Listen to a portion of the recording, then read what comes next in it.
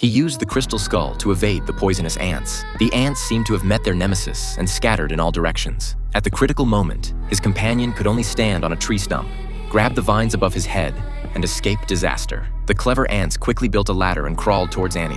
One ant crawled onto her leg but was crushed to death by her thigh. Suddenly, her subordinates arrived in a car to rescue them. They escaped to the edge of a cliff, and Annie planned to use a rope to go down the cliff to search for the lost treasure. When they descended the mountain, the tribesmen surrounded them, leaving them with no escape. The old man raised the crystal skull, and the tribesmen were too scared to approach. Seeing that the method was effective, they immediately fled to a nearby ancient building to find clues to the treasure. They came to a stone-faced statue, and Jack discovered that this was the entrance to the treasure. He lifted a rock and smashed the statue with force, and then a large amount of yellow sand gushed out from the opening. The group looked up at the sky in horror, discovering that the stone pillars from hundreds of years ago had begun to move and were converging inward at an extremely fast speed. The vibration caused by the stone pillars touching each other resulted in the ground collapsing, and they fell into the hole. When they woke up again, they found themselves in the legendary Golden Castle. The moment they stepped inside, they were shocked by the scene before them. Not only were there countless antiques stored inside, but also a large amount of gold, silver, and jewels scattered all over the ground.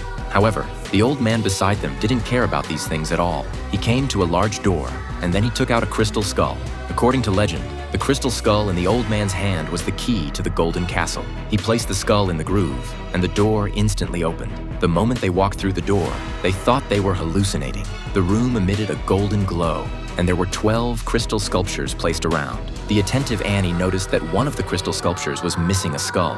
She walked over with the crystal skull in her hand, and suddenly, an eerie scene occurred.